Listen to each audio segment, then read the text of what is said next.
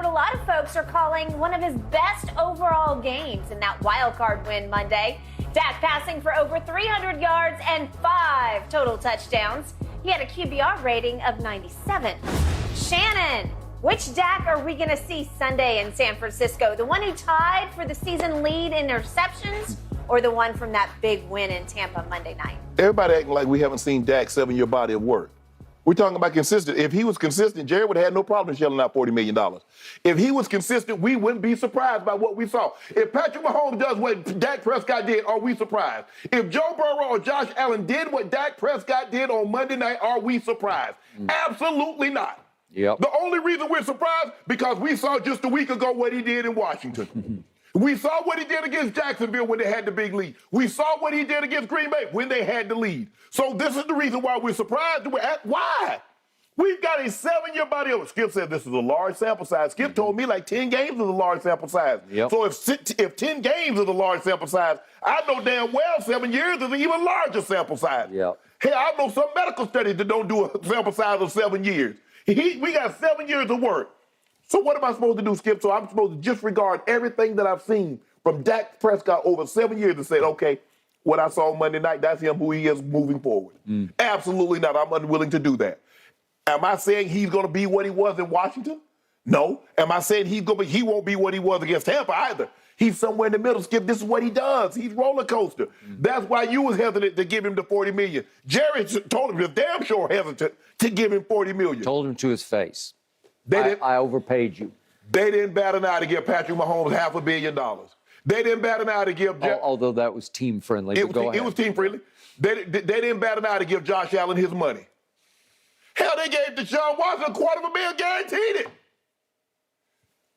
So what am I supposed to do with this, Skip? So, look, we're going to talk about this ranking about Dak.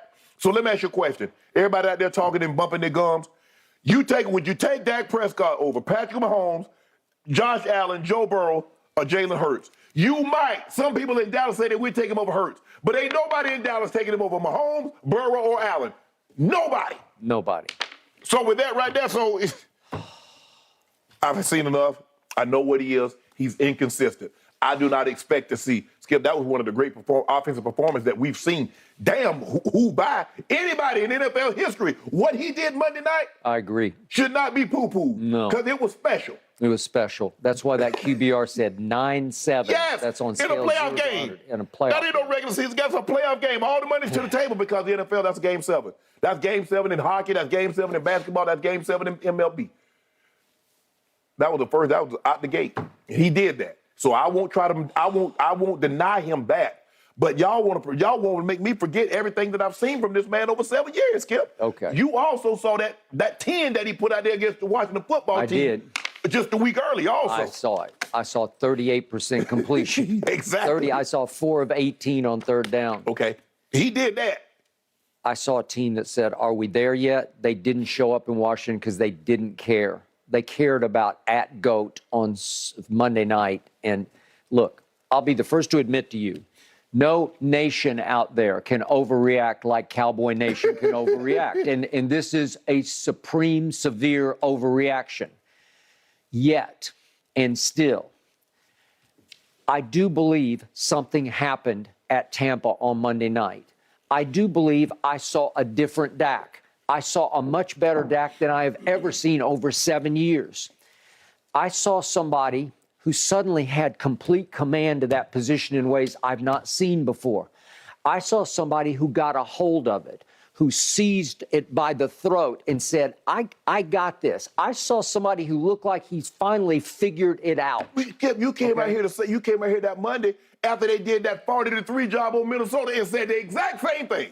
Not so much about him, about them. Yes. I just said that's legit firepower. That's got Super Bowl written all over it if they continue to perform at that level. Well, I told you all year I kept seeing signs of Super Bowl potential. I'm not saying they're going to the Super Bowl. I'm saying they have potential if they carry this momentum all the way across the country into San Francisco Stadium. They can beat San Francisco, but he has to play at the level he played at Tampa. I saw the same sign that you saw. It had danger ahead, steep cliff. Okay. All right. Well, you could be right. But you know what? Just last year, Once the playoffs hit, I saw a quarterback take off that I never really trusted before, and his name is Matthew Stafford. Right. And we knew about the arm talent because he got way more arm talent than he does. Yes. Because even Bruce Arians said, I go out early to watch him spin the ball. Matthew Stafford can spin it. Absolutely. Okay. He had led the league in interceptions umpteen times in Detroit because he was a turnover machine in Detroit. If I'm not mistaken, I think he led it last year, too. He did. He led the league last year. But once they hit the playoffs running, he took off. It's like some switch flipped in the back of his psyche, in part because of his coach. You know, he had the right coach, you know, buttering him up and slapping him on the back and on the butt, and he took off. And he played at a supremely high level all the way through the playoffs, including at GOAT when they went down there and barely won that game. All right, so I saw things the other night where I said, this guy, this is quarterback at the highest IQ level, because I'm going to show you two plays that just caught my eyes. The first touchdown pass to a position that you love, tight end. Dalton Schultz is underrated because he doesn't look like he's any George Kittle or anything. But you know, listen, he looks left. Look how he looks left. He looks the safety off, and then he goes right back because he knew. He knew he had Schultz right up that seam. Safety because he sees it. And he looks him off, and then he stepped right into the throw, and it's just beautiful. It's beautiful eye manipulation of the defensive backfield. And I'm saying that's big time. Right. And he loves 86. Yes. He trusts 86. So I got that going. He likes 86 as much as 88. He does like 86. And again, can I put 86 in the Kelsey kit? No, I can't. No. But does Dak love him like he like those other quarterbacks love their time? Yes. Right. Okay. Then there's another. This is a much smaller play, but this is a 3rd and 6 play. It's from the Tampa 47. It's early in the 4th quarter. They are coming with a blitz here. You can see they're going to come, and Dak read it and checked to Gallup on a quick slant, and he steps right into it. You can see Mike Edwards comes unblocked, clear right in his face. Right. And he ropes it to Michael Gallup. And if we can see it one more time, look at Levante David. He backs out and has the flat. Flatten off. Yeah. Okay. This is interceptable unless you step into it and wing it. And look at Levante David. He's coming for it, and that's a pick six. If he gets there, if he's a split second earlier or flatter, as you said, maybe you get your hands on it. But Dak saw it coming because they hadn't blitzed much all night. And all of a sudden, Devin White, could we see it one more time? I want to show you. Look at number 20 in the Dallas backfield because we're going to talk about him in a minute. Look what Tony Pollard does to Devin White. Can you see this? Yeah, that's what you got to do. Okay, he stepped up and stoned Devin White. Devin White is their best blitzer. Devin White can bring the thunder and the pain. And little number 20, who's not that little, he's 215, he steps right up and meets him in the hole and stood him up.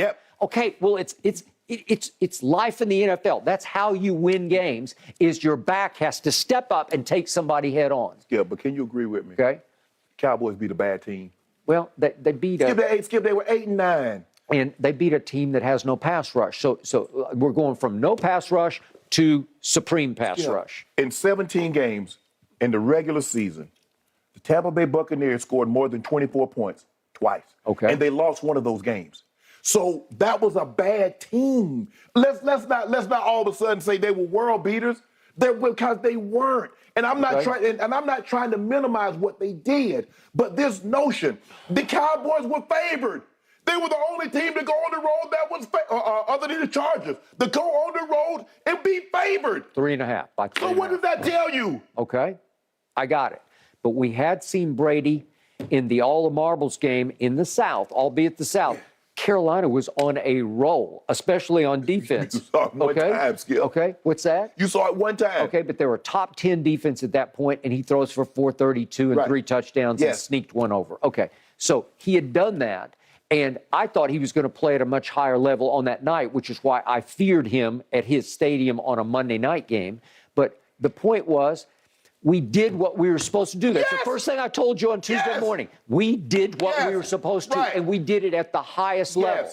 And we did not turn the football over, and he didn't throw it to them one time, and he didn't get sack fumbled. Correct. So all the things